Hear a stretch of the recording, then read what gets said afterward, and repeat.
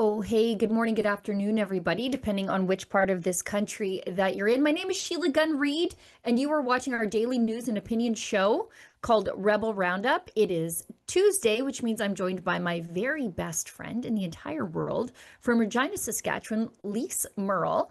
Lise, you're looking great today. In fact, dare I say, we both are looking lovely. I was just going to say the same thing to you, Sheila Gunn-Reid, and it's because we have a theme for today, and the theme is double-breasted suits. Okay, Right. look at us, Canada. Look at us in our super fitted, ultra luxe double-breasted suits. We ran out and got these outfits special for the guests that we're having on today, and Yes. for, of course, all of you. We always want to look our best, but ooh, do I feel like business, Sheila Gunn-Reid? Do I feel like I walked right off of Dynasty? Remember Right. Dynasty in the Yes. 80s? Yes. That's my suit today. Yes. So yes. What about yours? Tell me about yours. Mine is from Winners on clearance 2 years ago. I'm a conservative, and that also means conserving my own money. Yeah. And so it was a bargain. And I'll explain to everybody why we're dressed for success today. Yes. Because our guest who agreed to come on, he was dressed for success the other night, regardless of what our prior guest, Michael Coro, said last week. Now, if you want to get involved in the show, you're watching us over on Rumble. Thank you so much for supporting that great free speech platform. If you want to leave a paid chat over there, it's called a Rumble Rant. If it's over the $5 US cutoff, we're obligating ourselves to read it on air. If it's under that, we do our very best to make time to get to it because we realize the government is picking your pocket harder than ever before. And so we are just so grateful that you choose to support us because we will never take a penny from any level of government to hold them to account. If you are watching us over on YouTube, their paid chat is called a super chat, and they also have a paid comment. So this is past Sheila talking to future viewers. If you are catching the recorded version of the live stream, you can also leave a super thanks if you are moved by the spirit to support the work that we do. Now, the reason we are in double-breasted jackets is because our guest wore a double-breasted jacket last week in the Battle River Crowfoot Candidates Forum. Now, I don't want to say all candidates forum because last time I checked, there were something like 210 of them, but he is one of the 10 that were on the stage. And the reason I wanted to have Grant onto the live stream to answer our questions live, and you may have figured out I'm talking about Grant Abraham from the United Party for Canada. The reason I wanted to have him on is because we said some things on the live stream that I don't think were necessarily wrong, but Grant has a different viewpoint. And unlike Rosie Barton over at the CBC, I believe in the right of reply.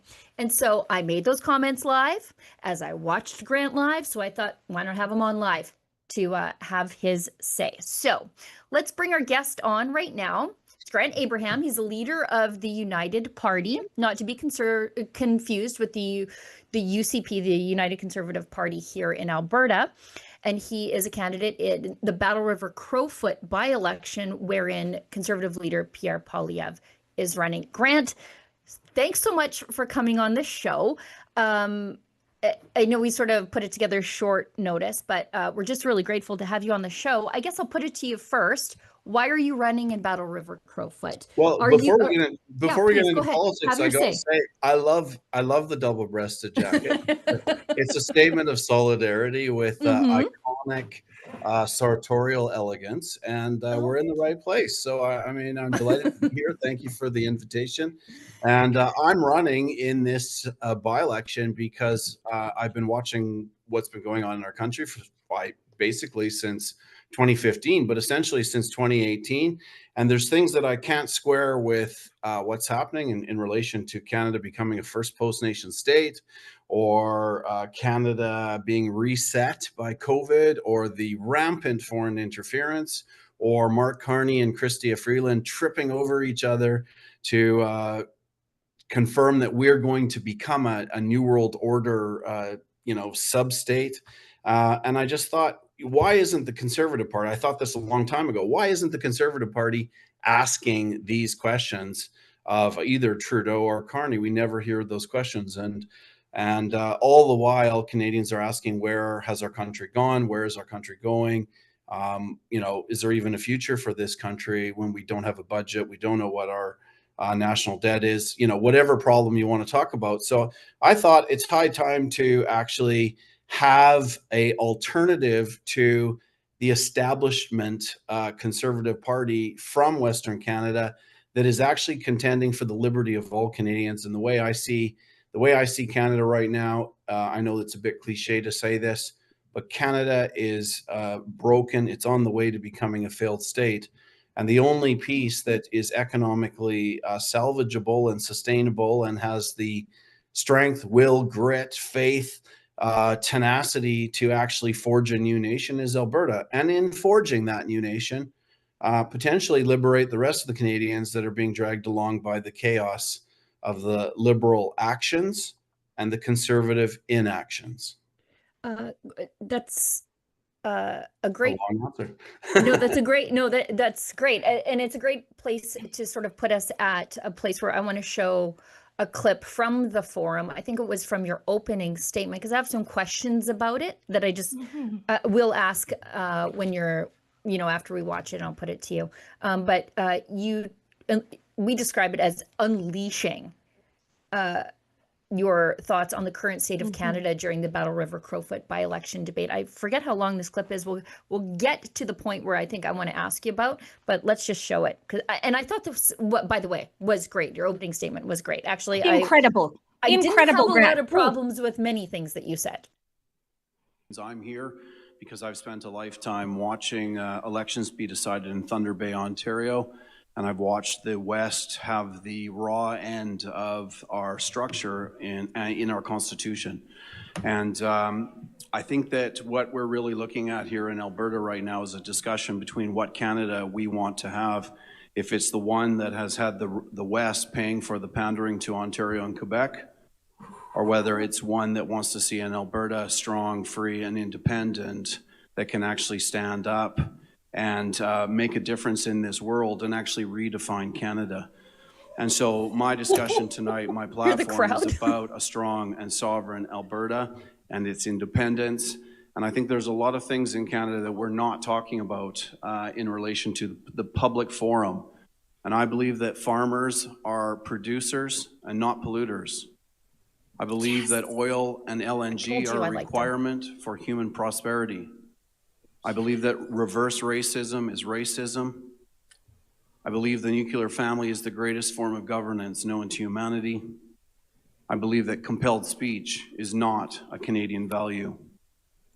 I believe that multiculturalism has failed, and I believe that there are only two sexes. One of the challenges that we have here tonight is that there's a lot of trust, and I had my trust in the Conservative Party of Canada as well. But we are facing a threat in this nation of post-nationalism. And in this last 10 years, we've had Justin Trudeau commit to Canada being the first post-nation state. We've had a severe undermining foreign interference.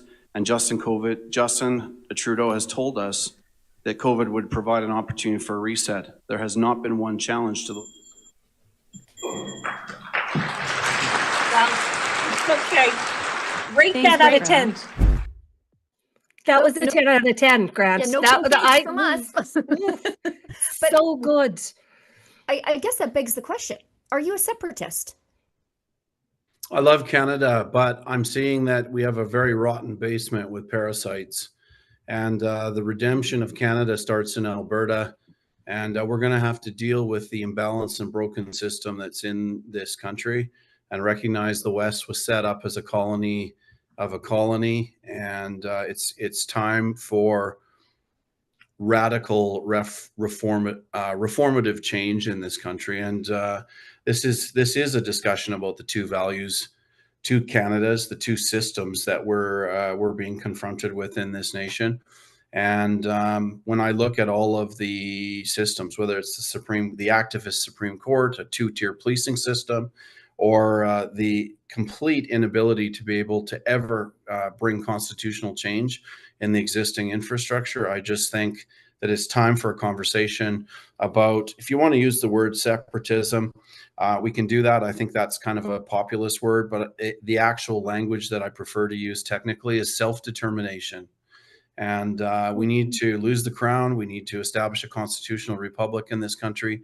We need to secure our inalienable rights within that constitution that can't be tampered with by courts that decide they want to be activists and change it. And we need to firmly align our people with those values of the new nation, and then watch the grass get green and the economic prosperity and the human flourishing happen. When we do that, the wheels are going to fall off the rest of this country, and they're going to be looking over the fence at this new nation and saying, how do we sign up? But they'll be joining under the constitutional framework that we set. That's where I'm going. So does that, well, yeah, but does that mean an independent Alberta Yes. of Canadian Confederation? Okay, just other terminology for an independent or sovereign or separatist Alberta. Okay. Separatist and independent, but I'm really just expanding upon that. Self-determination is a term that's used in international law that allows a nation to self-determine its future away from perhaps another framework of nationhood like we're in. And I use sovereignty because there's legislation out there in Canada's history that has actually in many ways liberated Alberta and the other provinces as well to determine their constitutional futures, but we've never actually activated and engaged it. Do you know what? I will. Sorry, go ahead, Lise. Please go ahead. Well, we've been trying this for 120 years, us in the West. I'm from Saskatchewan, Grant, so I just like to add Saskatchewan into any time you're talking about Alberta. Saskatchewan feels the exact same way. But we've been trying to negotiate with the government of Canada for the last 120 years, and it is a shocking realization that we are little more than feudal serfs to the ruling aristocracy in Ottawa. So, what would you, as the MP for Battle River Crowfoot, do to assert our independence or our sovereignty or our self-determination? So my platform in this by-election is stopping equalization. It's moving Alberta to a sovereign state, and by that, to Sheila's precise question, that means separate and independent. It doesn't mean aligning as a slightly freer Alberta within the existing constitutional framework of Canada. It means leaving. I get that Saskatchewan would be in lockstep with us in Alberta. My family were homesteaders in Saskatchewan near Kindersley. Nice. So I nice. have a great affinity for that province, although I've never lived there. But that would be where I'm going. And this conversation is not just a conversation for Ottawa. This is a conversation really from an international legal perspective. And I think that in some way, that's where APP is right in terms of engaging Canadians to process through this understanding of a referendum, because it's moving us to a shared knowledge. And I believe this is a very live conversation right now in Alberta. There are bigger discussions for us than just a discussion about a referendum. I think we also need to be looking back at some of our historical legislation that has severed the sovereign connection of the British government over Canada. A lot of people like to say that that's quackery. That's one quote that I've heard recently. It's an interesting thing because and I'm referring, for all of you, and you can probably ask me this in a minute, what are you referring to? I'm referring to the Westminster Act 1931. And people have identified that as being such an old piece of legislation, or a piece of legislation that our courts won't recognize or whatever.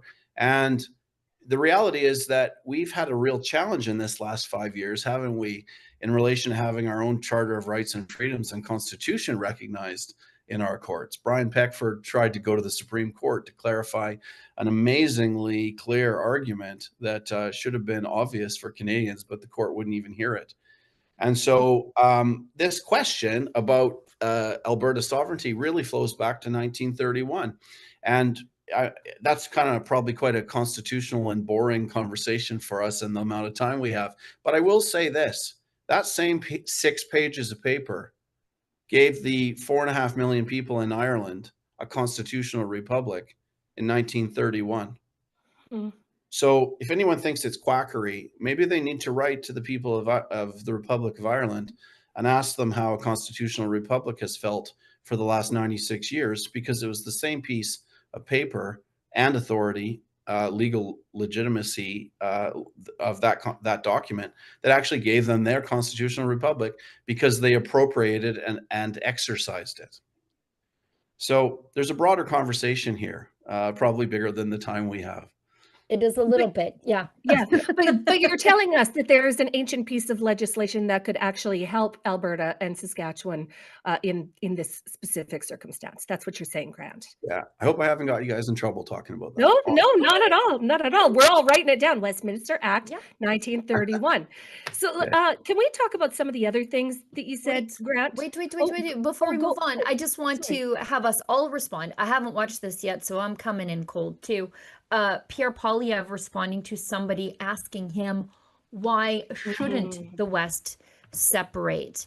And that has really been a question that Corey Morgan of the Western Standard, who also wrote the Sovereigntist Handbook, he asks people, under the current conditions, if a 2025 Albertan living in free, Rupert's Land, would they join Canadian Confederation today under the existing agreement? And when you put it to people like that, you're hard pressed to find somebody who says yes. And so I think this lady asks Poilievre a similar question, and he gives a very federalist answer from what I understand, but let's all watch together. Yeah. What would you say to someone like me who was a young family and seeing more hope in the idea of the landlocked Western Canada than a never-ending Liberal government? The Liberal government owns the media, they run the universities, they have no shame or integrity.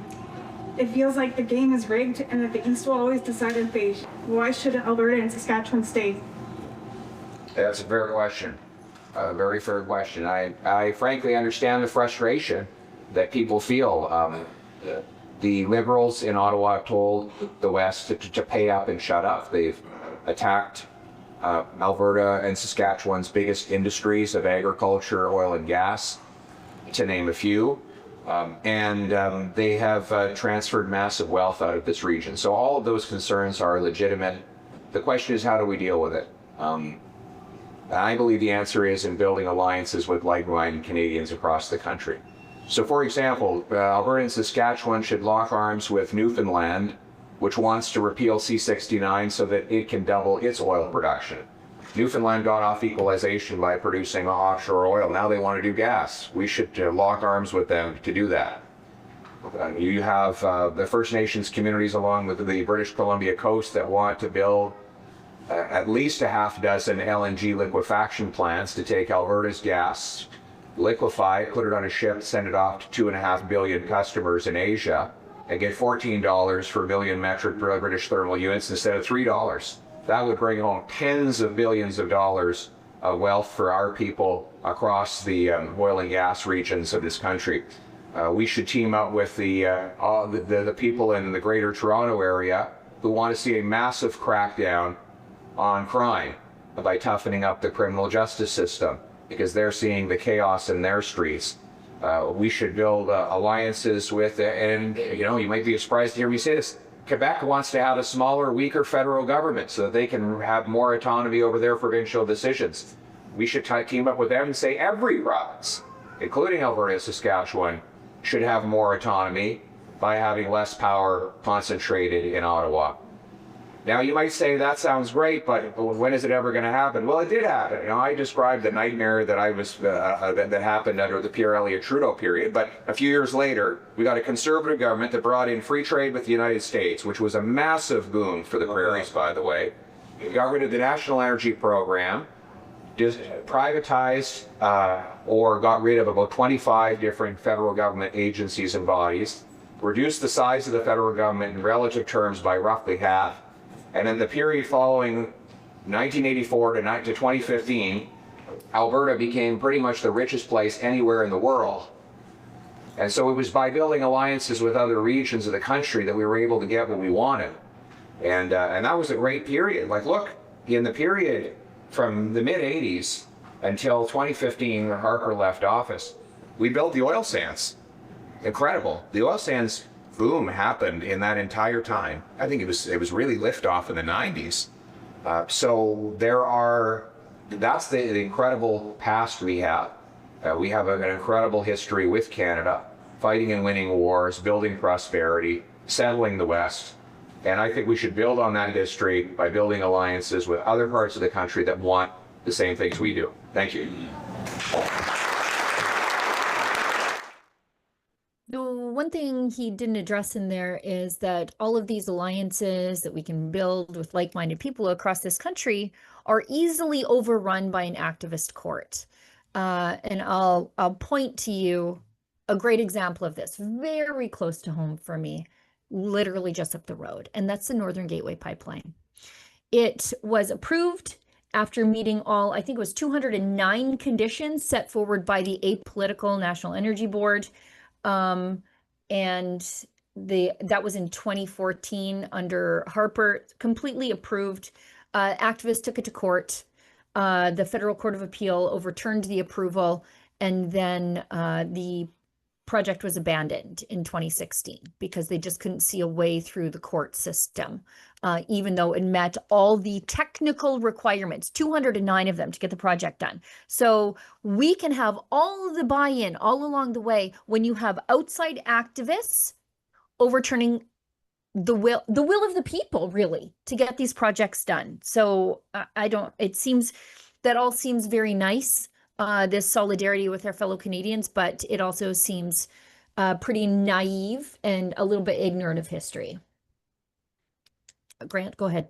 So, you know, when I listen to that, you have him talking about alliances with other provinces, but he actually, if you listen closely, he's talking about alliances and Newfoundland getting off equalization.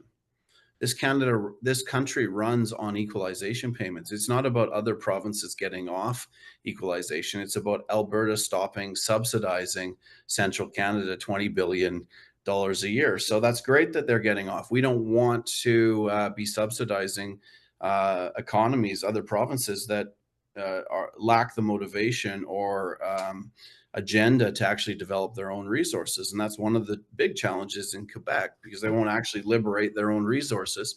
So we subsidize Central Canada. So, you know, those kinds of alliances are great for other provinces to get off equalization because we're the ones paying equalization. So CPC did all these great things over the years, but they also brought in Agenda 2030.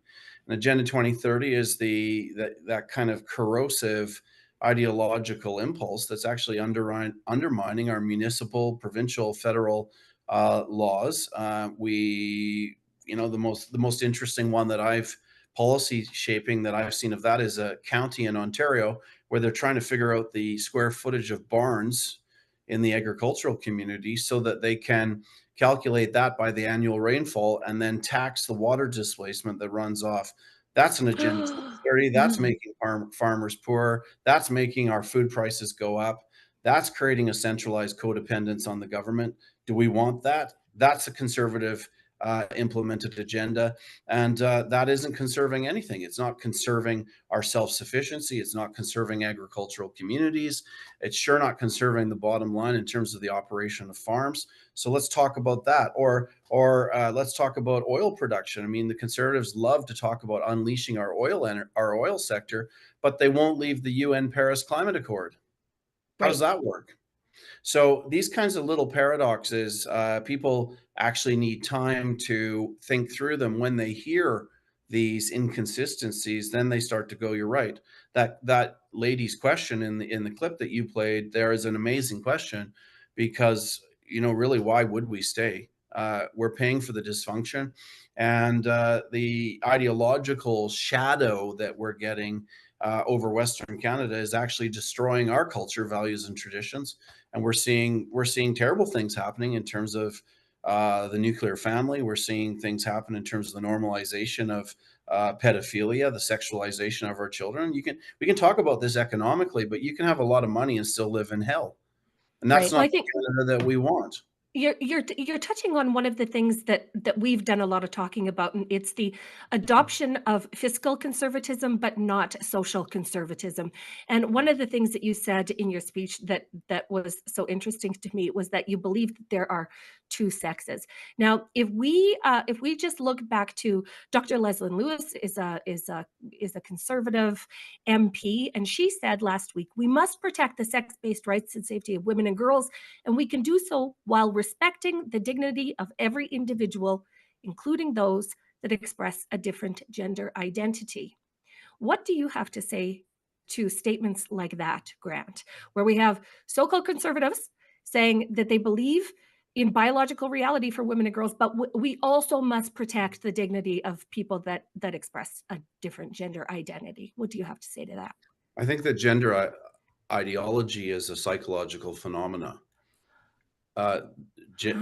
Sexes are molecular structures, XX, XY, and there might be the most minuscule deviations or derivations of those, but I think we have to distinguish in our language between what sex means and what gender means. And for me, gender is an ideological disposition of interpreting sex, but it doesn't change your sex. Right. Right. Thanks for clearing that up, Grant. Really good. You know, I would stop with like if I were to explain Leslyn Lewis's statement, and I'm not inside her head, so I'm only speculating. But like for someone like me who looks at everything through the Christian worldview, I believe that everybody has dignity, inherent dignity, because they're created in the image of the divine, and so we should respect the dignity of every individual. But I also express great compassion for people who are struggling with their gender identity, as opposed to taking a proactive role in affirming it. Mm. Absolutely. I completely agree with that analysis, Sheila. I mean, that's not to say that the human rights should be diminished, that there shouldn't be compassion or care or concern or the equal treatment under the law. I just think that trying to re-rationalize something that has been established for human eternity is a challenge. So if you want, I can see it and understand it and explain it if it's set in the context of a psychological interpretation of sex. Okay, we're running out of time with Grant because we still have another whole half of the show to do. But the one thing that I really wanted to have you on the show because of is this statement. And I said you were using liberal talking points, but I want you to explain to me what you meant there. And it was, and yeah, I'll tell you, I sat through every single minute of the Foreign Interference Commission with Justice Hogue. So I feel like maybe I'm too far in the weeds on this. So I'll allow you to explain what you meant here, but you ripped into the 11 traitorous. We've got MPs in the social clip, but it's not MPs, it's parliamentarians because, you know, like there's Victor O in the mix there. Yeah. He's a senator. You ripped into the 11 parliamentarians who conspired or wittingly or unwittingly, and Mary Ng is one of them, and I don't know if she does too much wittingly, if you know what I mean, with the foreign governments. And you call out Poilievre for not obtaining his security clearance so he can name them. So let's watch this, and then I want to have you explain what you meant by that. We need to look at farmers in China and the tariffs that we're paying for canola and get those stripped down. We have a leader of a political party here to my left who will not attain his clearance, security clearance. Hey, that's the truth. He won't attain his security clearance to actually tell you who the 11 MPs were that you were put in front of to vote. You're going to get crucified there, buddy. So would I get some more time for that, or is... Yeah, so I'm going to say that you can have 15 more seconds. Okay, thank you very much. Yeah. And I appreciate that because we had 11 MPs in this federal election that were the direct agents of or under the influence of foreign interference, and you weren't told. And why can't we actually deal with foreign governments that are influencing us? Because our loyal opposition won't tell us. Thank you very much, Mr. Poilievre. Like an anvil in that room. So I thought maybe I'm getting something wrong here. So I went back and read the Security of Information Act, and Poilievre, if he is told something in secret, and we also know that the government abuses what's secret. So if Poilievre gets his security clearance and he is given a briefing on stuff that is deemed to be secret, that's stamped secret, he cannot talk about it unless it is already before the House of Commons, or he is breaking the Security of Information Act. And so I understand that. And I also know that there are, people in the Conservative Party who have received this high level security clearance. The Conservatives have told on themselves when they thought things were happening. Like Victor O, we know that he was a problem because the Conservatives told on him. And so I just don't know how we could know about those 11 parliamentarians if Poilievre subjected himself to this security clearance, which, as we know, he had before. So he's pretty aware of what he can talk about and what he can't talk about because he used to be a Harper cabinet minister. But tell me where I'm getting this wrong, please. Okay. Thanks for actually asking this question, because I definitely think the country needs to revisit this. It for sure is a Liberal talking point, because I've come to the conclusion that the Liberals are simply betraying the country. They're undermining this nation. So why would they tell us if there's foreign interference that they're aligned with for the undermining of the nation? So, sometimes people say to me, well, why aren't the Liberals telling us? Well, that's why. So then the next question is, well, why wouldn't the loyal opposition find out and tell us and get the necessary security clearance to do that? And if I've listened to Mr. Poilievre's answers, his answers are because, well, first of all, if I do, I face a prison sentence of 14 years. And I think that we've got to be careful here when we define the legislation that, at least that I'm talking about.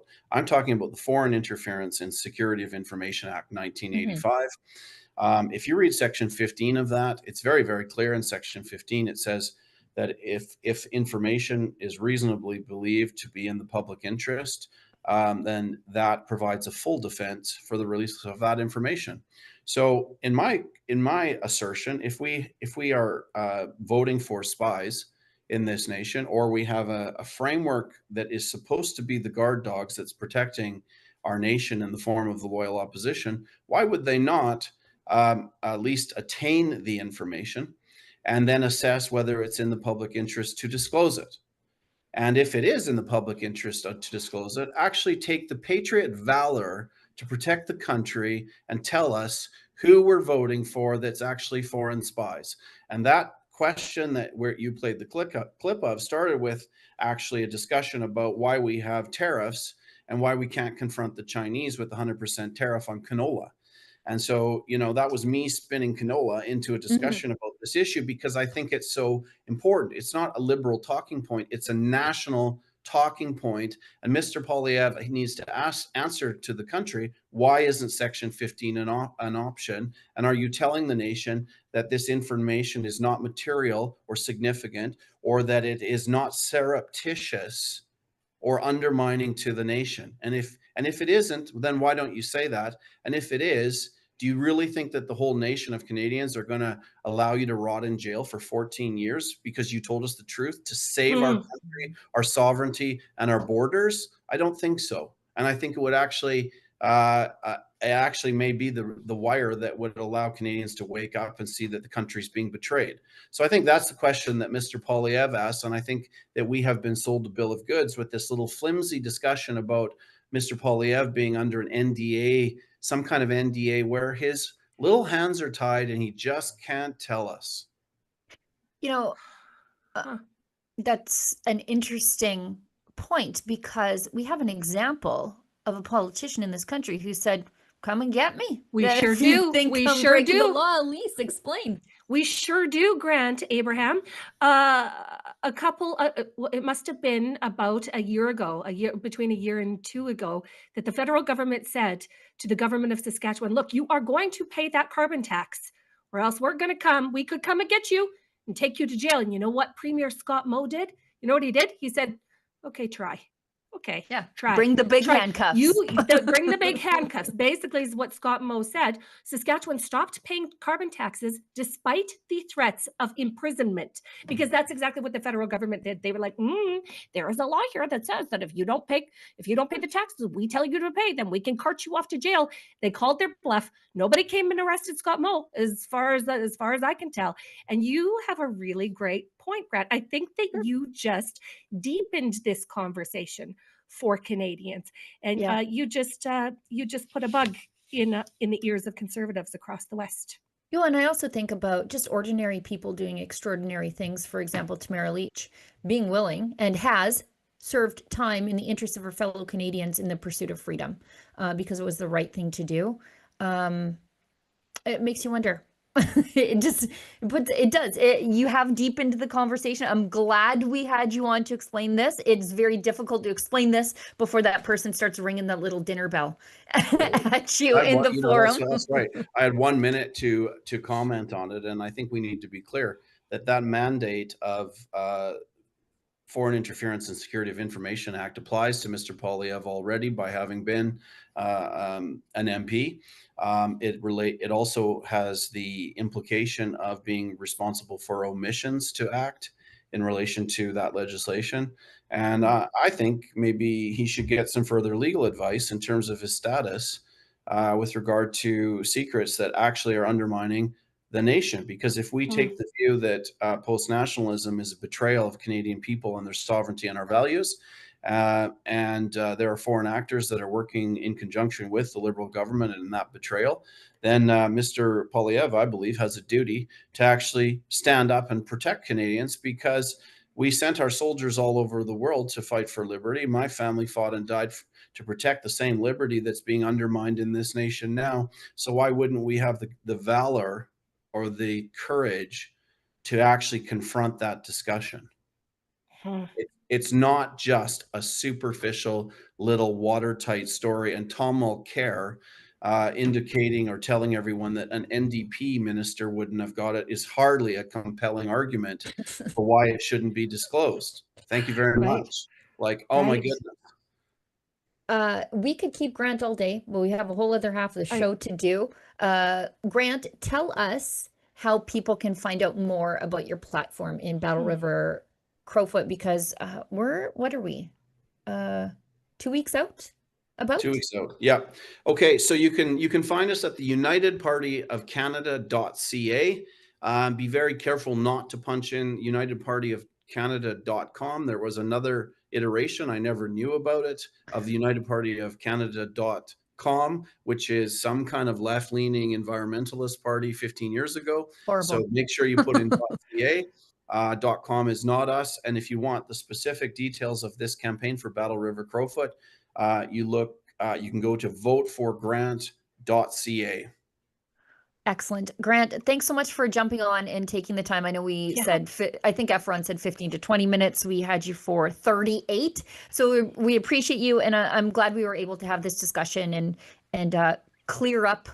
I'm not saying any of us were wrong. I just had a different viewpoint, and I'm glad you were able to expand on that for me about the foreign interference stuff.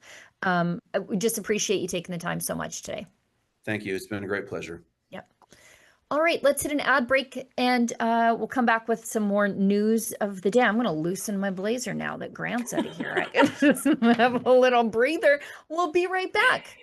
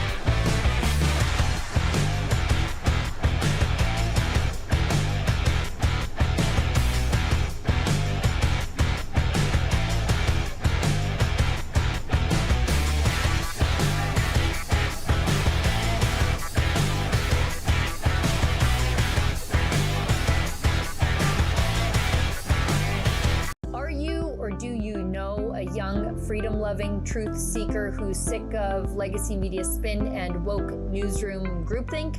I'm Sheila Gunn-Reid. I am the editor-in-chief at Rebel News, and I'm the president of the Independent Press Gallery of Canada.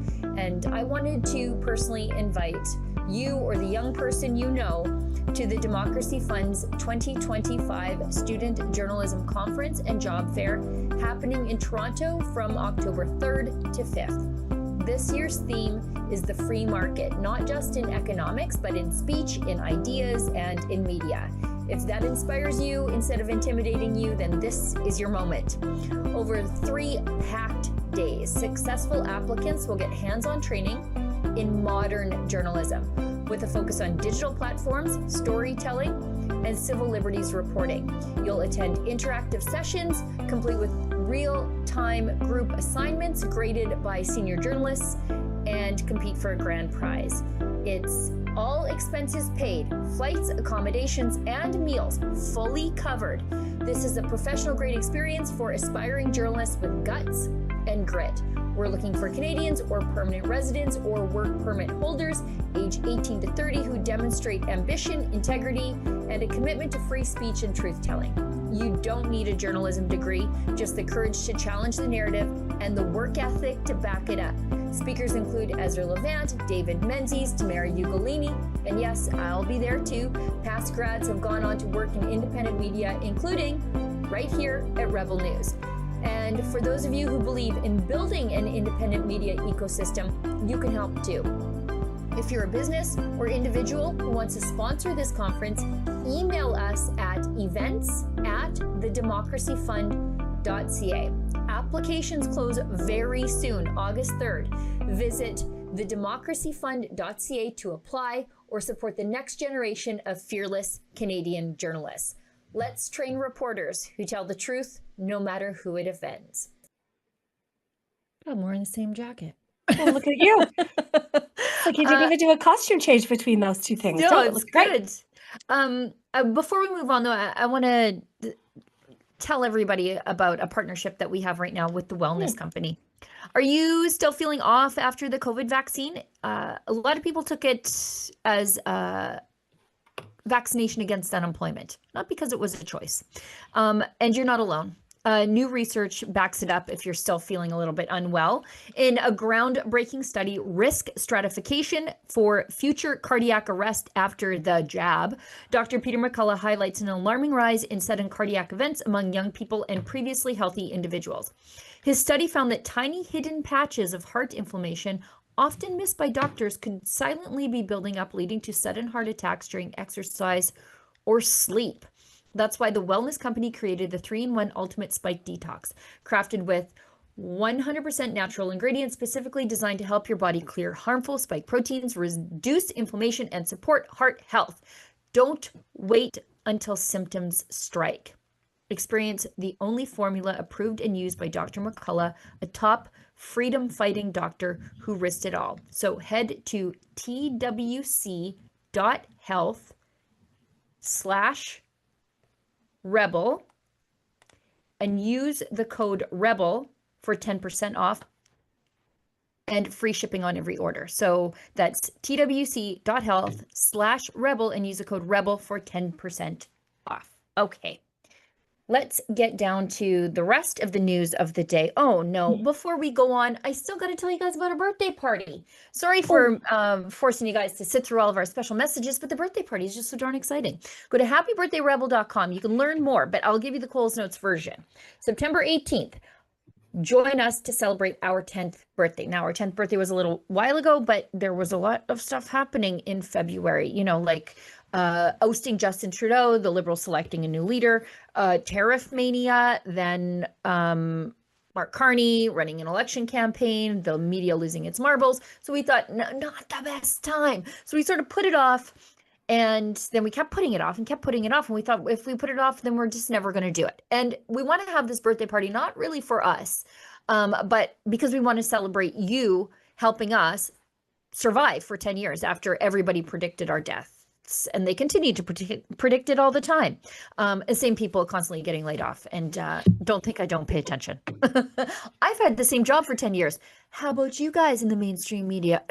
Rachel Gilmore, Glenn McGregor. Anywho, if you want to celebrate with us, by us I mean me, Tamara Ugolini, Drea Humphrey, Ezra. Look at how happy Ezra is. David Menzies, Alexa Lavoie, and of course, Elise. because there would be no party without Lise, and we're going to be there, and we are going to be overdressed, and we want you there with us. We're going to have snacks, appetizers, music. You'll notice on our little graphic there that our musical guest is Tamara Leach, and there's a couple different tiers of tickets, so you can go to happybirthdayrebel.com to find out more. It's September 18th in Calgary at the Carriage House. So after we're done this, I want you to go right over there so that you are not texting me on September 17th saying, Sheila, I would like tickets to your thing. And I have to say to you, no, there's a fire code capacity. I cannot help you with that. I will not endanger the public in such a way. So anyways, happybirthdayrebel.com. Please join us. I'm aiming for sequins and puffy sleeves and really big hair. Yeah, junior prom. I'm going junior prom. Full junior prom. I'm going to be wobbling around in high heels. Just wobbling. You know how I love a good practical shoe where I can spread my toes? Not this time. I'm gonna commit to the high heels until just after dinner, and then they're coming off. Then I'll be in my. How can I dance? Then I'll be in pantyhose feet, just like you do at a good wedding dance. Yeah. After dinner, the high heels are coming off. Yeah, they have to. I mean, how can I dance? How could I dance? Okay, well, let's go into a segment of the show entitled LGBT Lunacy. No, it's not AI. Mark Carney just hugged a pink G-string man, I believe. What? At Toronto or at Vancouver's Pride. Of course, it had to be Vancouver. Oh, I remember you messaged me over the weekend and you're like, Sheila, is this AI? Is this real? I literally did. I was like, this could not have happened again, because I think for so many of us, we thought to ourselves, oh, okay, well, the worst of Pride craziness ended with Justin Trudeau. And then, oh, no, in comes Mark Carney in with his weirdness, his public fetish, his embracing of public fetishes, and his participation in the Vancouver Pride Parade. And I don't want to see a close-up of that. Like, it grosses me out to no end. It grosses me out to absolutely no end. I saw somebody on the internet defending him, saying, well, he only, he's not really hugging. Yes, he is. Look at, if I were a politician of the left, and so a politician of the left has to do this sort of stuff, I guess. This is why they're of the left. But if a man in some sort of harness and a banana hammock G-string came running at me for an embrace, you know what he'd get? A stern handshake, with a locked elbow. Right. I wouldn't be like bringing him in for a way. I would straight elbow this guy. Do you know the fastest way to stop somebody from hugging you is to grab them by the shoulders and to hold them at shoulder, like at body width apart, so you leave room for Jesus. Like, right. It looks like you're going to hug, but you stop them at the shoulder. Yeah, that's right. You just hold them in that spot. No, Mark Carney fully embraced an almost naked fetishist at the Vancouver Pride Parade in Canada, and this, of course, is who we got. No, that is an act of bringing him in. So he got him on the shoulder, and instead of like giving him one of these, he brings them in. Like, that's in. Chest At least he sort of like stepped away from his genitals. He sort of sidestepped his genitals. So I guess that's a win. I don't know, my lord. But yeah, you messaged me over the weekend. You're like, Sheila, is this real? Is this real? Like, Is this real? Could this have happened? Did this actually happen? I don't want it to have happened. And I cannot wait to live in a world where we don't see these kinds of things, because we don't do these kinds of things, where these kind of public fetish parades are so societally incompatible that they just don't happen anymore, because society won't tolerate them. I cannot wait to live in this world, Canada.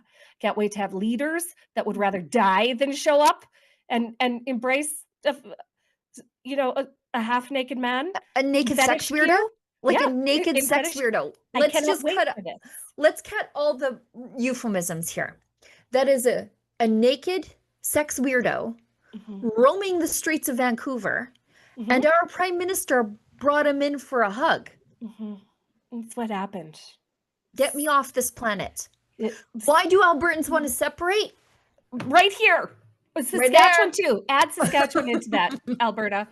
add Saskatchewan into that. We're right there with you. No, it's reprehensible and gross and unforgivable, to be completely honest. And it grosses me out to no end. But that's who Mark Carney is, guys. We just got a really good glimpse. Thanks. Mark Carney also took a picture with this gentleman who you might know from another photo with Jagmeet Singh. So this dog-faced sex weirdo, again, he took a picture with Mark Carney. And you know how you avoid getting pictures with sex weirdos? Yeah. Don't go to the sex weirdo parade. And then you won't have any of these photos with you. Here's the thing. Politicians out in the world are going to end up being in pictures with people who somebody somewhere is going to say they are odious or whatever. Yeah. But you don't go to the sex weirdo party then. Like, if you don't want a photo with a white supremacist, don't go to the meeting of the Aryan Nation, right? Like, that's how you avoid those sorts of things. Yeah. Don't go to the sex weirdo parade, and you won't end up with a million pictures of you with the sex weirdos, whom he doesn't seem too far against because he brought that one in for a bro hug. But do we have the photo of Jagmeet Singh with this same dude? With the puppy play? Like, pup play is so disturbing because not only does it make these kind of topics palatable to children, because it does, dress up play is what attracts children, but it also is steeped in dominance and submission and all sorts of weird there it is. sexual There he is. proclivities. Yeah, it's just no, thank you. No, this is. But how dare Sheila? How dare we say anything? Because those are just two guys who are exhibiting their gender identity. Right. Totally this is part of their gender. You totally like. See, this is where I deviate from talking about protecting the dignity and rights of people with their gender expression. You must also work to protect your own dignity sometimes. Right. And I feel like they aren't properly examining their own role in how they are damaging their own dignity. You think? Because they are so stuck in a validation circle where everybody is doing these deviant things that they think it's acceptable and societally okay. It is not, especially not to social conservatives such as ourselves. Let's do the Stacey Media thing. Mark Carney is questioned at the Vancouver Pride about taking his quote-unquote non-binary daughter to the Tavistock Gender Clinic. The RCMP tried to stop the journalist asking the question, but nobody else. Right, like they let all half-naked weirdos get really close to Carney, but the journalist asking like, hey, remember that thing that the UK and now even the World Health Organization, the United Nations, is saying shouldn't be doing to kids? Yeah. Why did you do that to your daughter? And then the job of the RCMP is to ensure the safety of the Prime Minister and not protect him from tough questions, which is true. So let's watch this. Now, you might have questions about whether or not we should be talking about the Prime Minister's kids, and I'll address why I think that's relevant after we watch this. Mr. Carney, your daughter identifies as non-binary. Can you tell us about the Tavistock Institute, sir? Hey, how are you?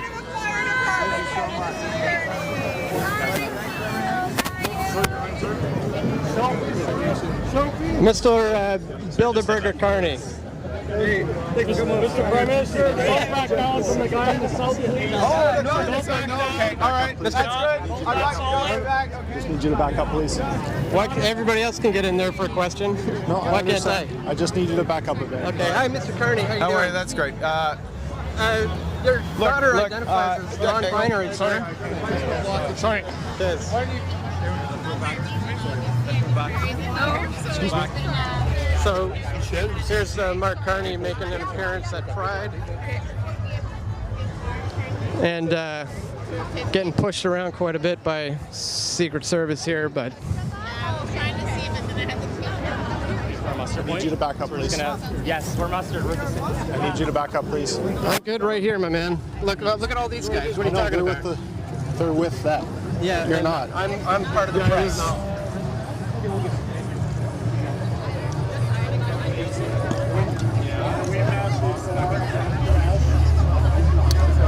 please. I'm with the media as well, sir. When media's going to be on the side, sir. This is What are pool. these guys? It's pool. Back up. Thank you. Okay. Sorry about that. This is pool.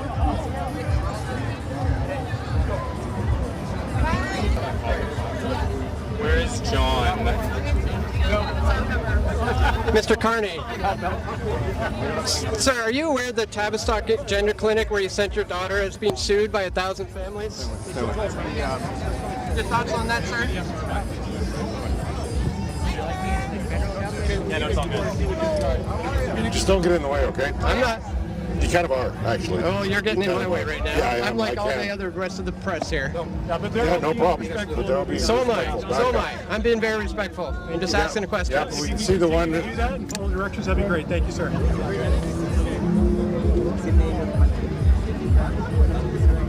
That's probably enough. You don't have the address back.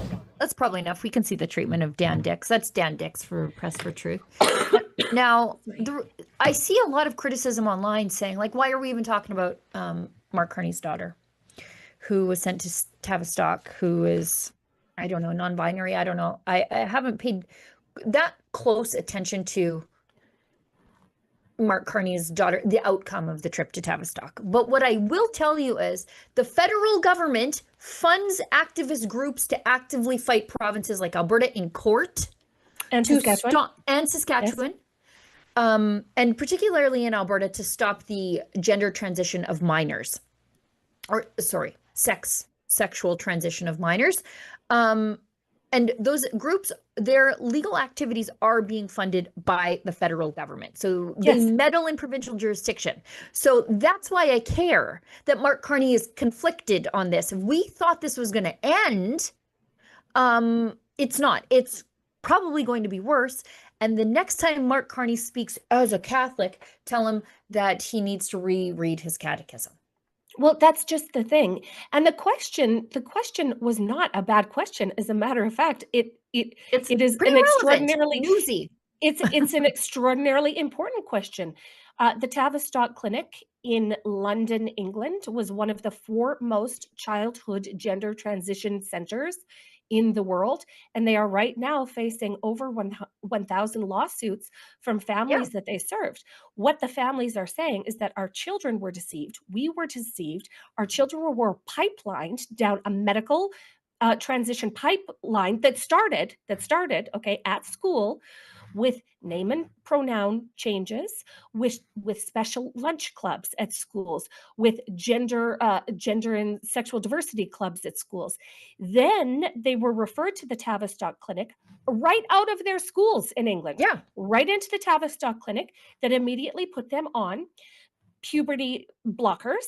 They put them on wrong sex hormones and shuttled them down the path of surgical mutilation and butchery. This is what happened at the clinic where Mark Carney sent his daughter. As a matter of fact, they just lived down the street from the Tavistock Clinic in London. So how easy would it have been for Mark Carney's kid, who was in public or even in private education in England? How easy it would have been for her to access this gender confusing harm that the Tavistock was providing.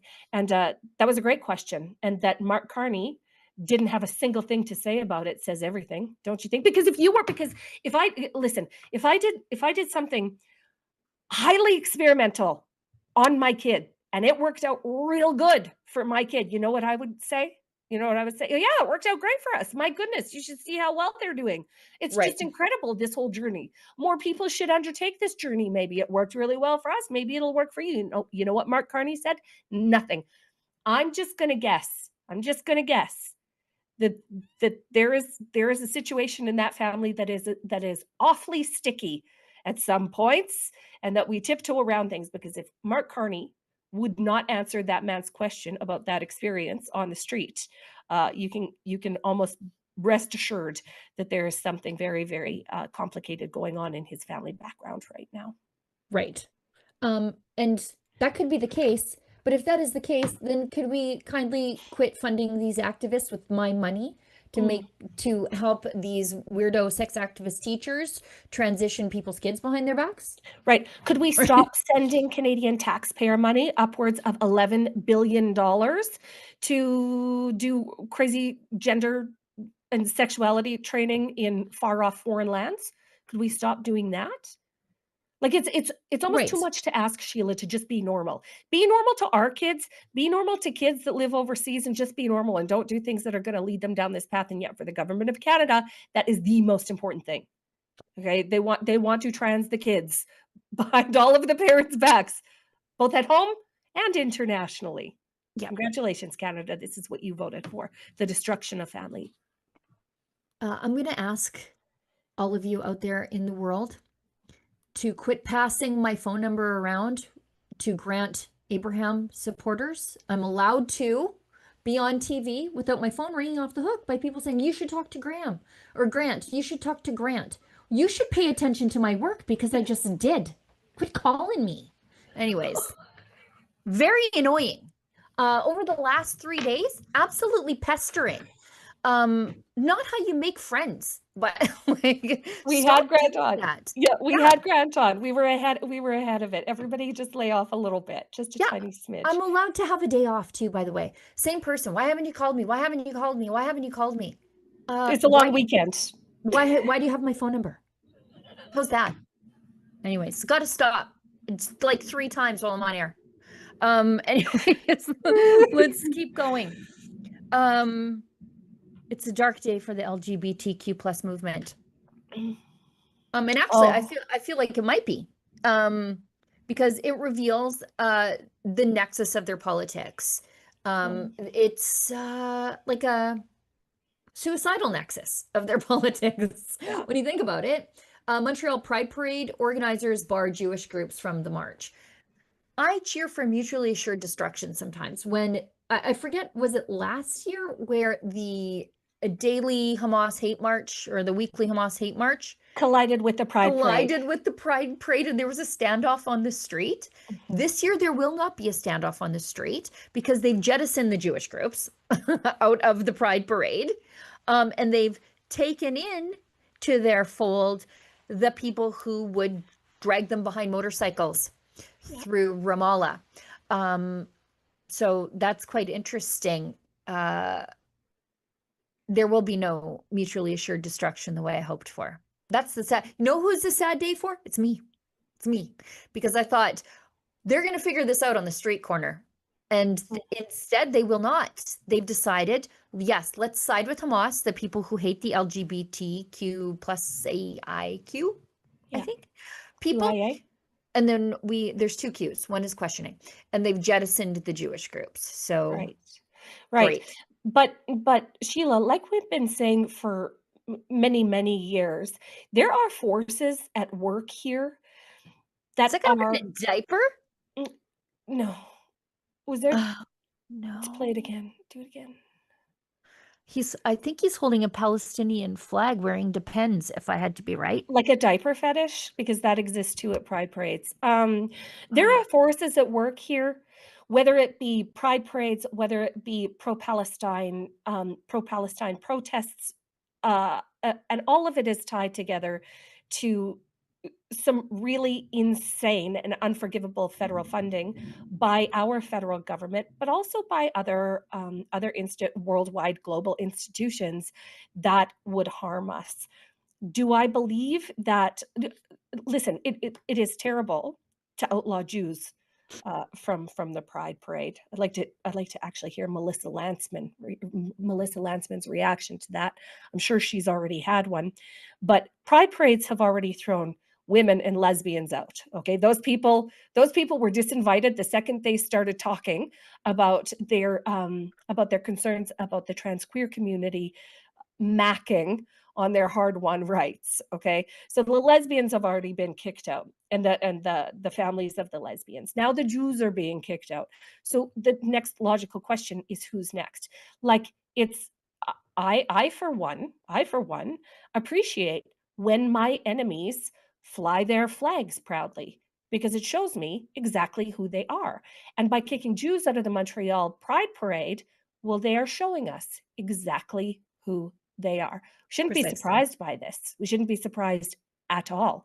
But again, this all stops when society says it stops, that we've had enough, that this is no longer societally acceptable, and we stop funding these things, going to these things, and tolerating these things. So there you have it. Also sad for the LGBTQ plus movement. Trump says that Canadians who have an X marker on their passport, I guess, Yeah. and their new woke passport redesign, and it Yeah. also has, you can choose X. Trump's like, no, if you're applying for your Nexus card through Homeland Security, you gotta choose. And we don't do this here. So, Well, but they'll choose the opposite one. See? You know I what was I mean? Like, reliably informed by the elbows up losers that no one's going to the United States anyway. So this shouldn't be a problem for any of these people. right. They'll just be staying in Canada with their Right. ex-gender markers. How did we get to this place, Sheila Gunn-Reid? Well, I'll tell you how. An activist took the government of Saskatchewan to court over the gender marker of their adopted child. Ugh. That's how this happened. Took the government of Saskatchewan to court to change the gender marker to X because their child, their adopted child, was neither male nor female, or they were waiting to figure it out. And this is how this happened.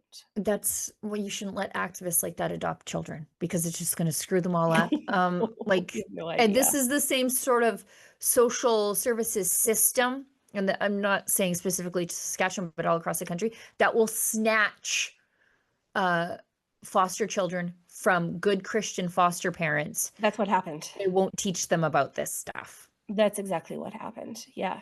And then years and years and years later, that same mother, okay, that changed the gender markers on all of the identification, is in the press talking about the wait lists of waiting in the hospital with her mentally ill child for hours and hours and hours and hours. And it's like, Wonder why that is. Who would have thunk it? Who could have seen this coming? Trans housing by proxy. Yeah. Trans activists. BC is like just a petri dish of this nonsense. Perennial activist in the trans movement, Morgan Ogre or Auger. You guys. Ogre. I like the word ogre. Morgan Ogre. You guys, is a name Canadians should all be familiar with.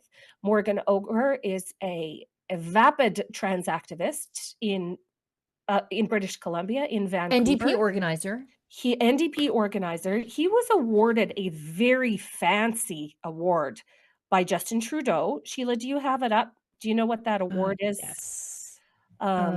It was very, very highfalutin and very fancy. Yeah, Morgan Ogre, while Sheila finds that, Morgan Ogre was the man responsible for the Vancouver Rape Crisis Center being defunded, okay? Because the Vancouver Rape Crisis Center served women, okay? Just women, the people that get raped.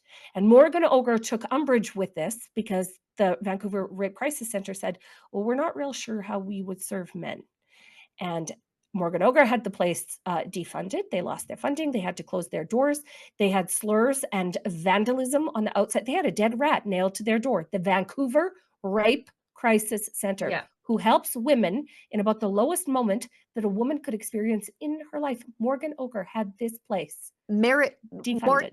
Got the Meritorious Service Medal by the Governor General in 2023 for exceptional deeds. Exceptional deeds, including having a rape crisis center for women defunded and closed down.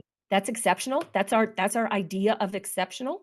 Anyway, Morgan Ogre went and did another thing this weekend. Sheila, tell him. Doxed the location of J.K. Rowling's yacht off the coast of British Columbia, thus endangering J.K. Rowling's safety because, as you know, as I said off the top, Vancouver is a petri dish for this sort of stuff, and we saw what they allow on the streets this weekend.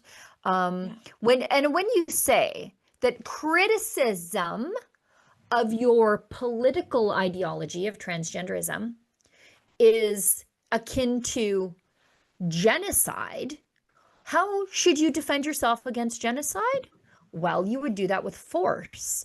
And so you're weaponizing the hysteria of these people by constantly saying they're being genocided. Why? I don't know. If we don't put up their flag, we've genocided them.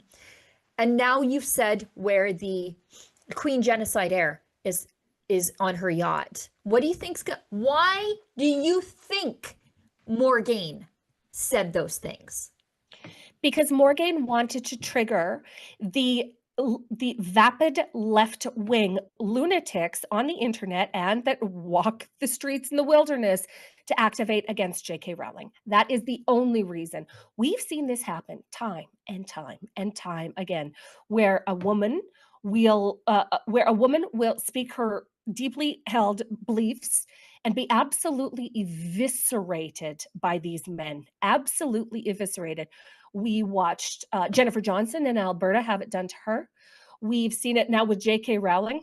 April Hutchinson, I've been attacked by the vapid. Oh, I mean, if you are a woman and you are speaking the truth, you are holding down the truth that only women can be women. Okay, trans women are not women; they are men. That's what they all have in common. They will whip up an absolute lather of hate and abuse against the woman that is just standing in the truth. And this Morgaine ogre tried to do this to J.K. Rowling, who thankfully is sequestered on her very, very expensive watercraft. And thank God that she has a quick mechanism to get away. But I think that this story does shine a light on how these activist circles work and what they do in their attempts to suppress and quiet women. Yeah, it's intimidation through implied violence. Yes. And it just shows you how valid their viewpoints are. Let's get to some of these chats, and then I've got my cringe of the day, daily cringe. Okay. I dug one up while we were talking. All right, so we've got one from Politicians Ever Lie, gives us 244 and says, "You two are awesome. Thanks for the stream." Well, thank you so much.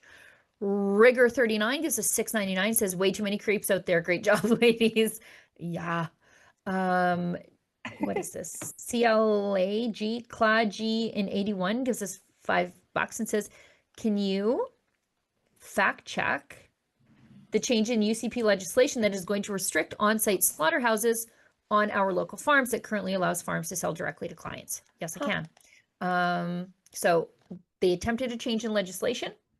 But back at the beginning of July, they paused their new on-the-farm slaughter sale limits. So the province, look at Alberta responding to the concerns of producers saying, hey, and you know what, right next door, I've got like an on-the-farm slaughterhouse producer, Fellowship Farms, and he does great work, but this would have limited what they do too. Sure. So under Alberta's on-the-farm slaughter program, licensed and inspected producers can sell cows, pigs, chickens, and other animals directly to consumers and avoid going through commercial meat inspection rules. However, they are inspected, right? But it allows direct, like, farm to plate stuff, and it's a great way for you to support your local farmer. And they were going to restrict the amount, but they've rolled back those changes. So everybody settle down. Things are good. Things are the way they were. Can you hear the lightning? Can you hear the lightning through my microphone? Okay, sorry guys, that just startled me. Lightning just hit just on the other side of the park there. It was quite loud. We've got one more chat from Nana Awake. "I miss the good old days with one pride parade held across Canada in June, which represented LGB. And it wasn't debauchery taking over the streets for months. Stop enabling mental illness and radicalism." It's basically an NDP march, right? Thank you, Nana Awake. You're right. Yes. And that's something, actually, going back to something Grant said, Grant sort of alluded to gender identity being a psychological issue. And I couldn't agree more. Couldn't agree more. Manifest yourself however you want. I don't care, but don't also make me care. Like, that's all I ask is whatever. Don't make me care by imposing it on my child, whomever. Don't make me participate in your mental illness. That's where I draw a line. That's where I'm like, listen, if there is somebody having an active hallucination on the street, I'm not going to inject myself in their active hallucination or play along in any way. Okay. And that is what the TQs are actually forcing women and girls to do in Canada, is play along with the mental illness and delusion. And this is where we've all got off the rails. This has all gone off the rails. Don't make me join your political party. Don't make me join your religion. Don't make me join your ideology. Just leave me alone. I'll leave you alone. As I said, I don't care, but please don't make me care. Because when I care, then everybody's going to have a problem. Well, and this is where targeting people's children has created the most umbrage in this whole entire argument. You go after now mom cares. Now mommy cares. Now the mama bear comes out. And if we would forgive a mother bear in nature for doing anything to protect her cubs, well, that also applies to human mothers, don't you think? Now, today's Daily Cringe comes to us by way of Libs of TikTok, who is great at aggregating this stuff. A teacher, it's funny because so much of this stuff we actually talked about over the weekend. A teacher says the child sacrifices of the Incan Empire were voluntary and kind. Okay, so killing children and ripping out their hearts and maybe even having a little nibble off that heart and then throwing them down inside the pyramid. That's kind. And claims that viewing these child sacrifices as evil means you had a white education. And this is a teacher. Okay, let's play this.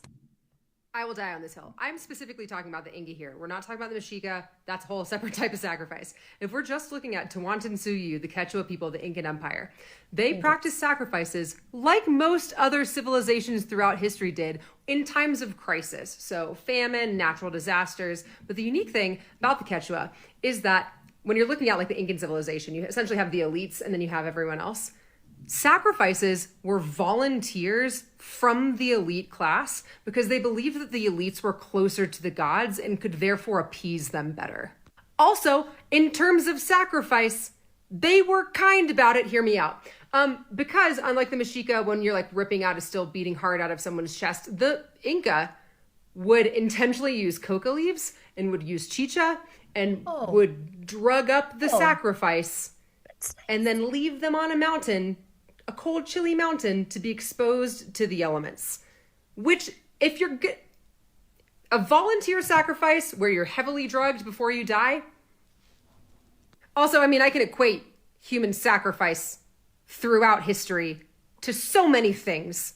And I think the fact that a lot of people are commenting, oh, but the sacrifice is again indicative of the fact that you have received a quite white education because you are knowing them for the bad things that they have done and not all of the wonders that they accomplished. So I hope this is why liberal white ladies have the reputation they have, number one. Yeah. But if you take anything, okay, listen, you could have taken anything she said there, Sheila Gunn-Reid, and applied it to MAID. Okay, so we have this level of elites in Canada, right. And it's the sacrifices were voluntary. It's voluntary, and it was done very nice, in terms of like getting you all drugged up and all, you know what I mean, and then just leaving you on a mountaintop to the elements. It sounds exactly like MAID. Like this is happening in Canada at the behest of the government. And this woman, even though she sounds right off her rocker crazy, and nothing she says is excusable, she's actually describing exactly what our government does to Canadians every single day. The end. This is what happens when you forget that colonization is not necessarily bad. Like when you see the colonizer as the inherent evil, but what happened when they showed up? Christianity came along and said, you guys can't be sacrificing your children. Hey, stop offing your children on the top of the mountains. Stop killing your children. Like this is what, like, human history is replete with this stuff. They were sacrificing their children to Moloch, right? And then the Jews are like, you shouldn't be sacrificing your kids to Moloch. And like then in the New World, they're sacrificing their kids to whatever Incan god. And the evil colonizers like, baby, don't sacrifice your kids. That's bad. We think those kids were created in the image of God. And so you shouldn't be just sacrificing them. And what they're saying is, wealthy people the elites in Inca were saying, take our kids. Right. Not them, take our kids, drug up our kids and do it. And isn't that exactly what your wealthy elites are doing right now in the Western world, sacrificing their kids on the altar of transgenderism? Oh, I'm so happy you said it, Sheila, because the whole time you're talking, I'm like, oh, well, this is what the elites are doing. These are what the Hollywood types are doing. This is what the super, super rich are doing. They're saying we are so wealthy and we're in such great condition. You know what we're going to do? We're just going to sacrifice our oldest.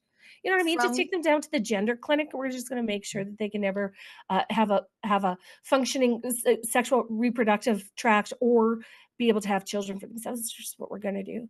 It is ritual sacrifice. That is what it is, Sheila Gunn Reid. Over and over again. I see this all the time. Moloch always gets his babies. Whether it is throwing their children up on the altar of Moloch, to shoving them down an Incan temple with their hearts ripped out, to sacrificing them on the altar of political transgenderism. If you believe that this is an existential struggle between good and evil, as old as time itself, the struggle between good and evil, it is what it's constant.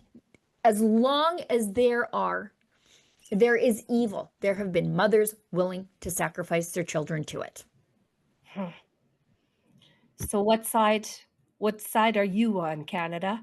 Exactly. You on the side of good, the part that's wholesome and innocent, protecting children's innocence, or are you on the other side where you would sacrifice them? Yep. For their parents. Yeah. Yeah. It was wild. As I always point out, it was the mothers putting their babies up on the altar to Moloch. No one was snatching them babies and sticking them up there. They were doing it willingly. And as this teacher says, they were doing it willingly in the Incan civilization. And then now we do it today with self-sterilization and radical transgenderism. We have a comment from Cicely Bardwell, who is a frequent chatter, a frequent donator, kind of person that we just appreciate so much around here because she chooses us almost every single day. Yeah, thanks, Cicely. She goes $10 and says, ladies, as I listen, I read comments. Thanks for giving us a voice. Well, we're just regular moms fighting the same struggles you guys are. Happy to be here. Truly. Yeah. It's our pleasure. Yeah.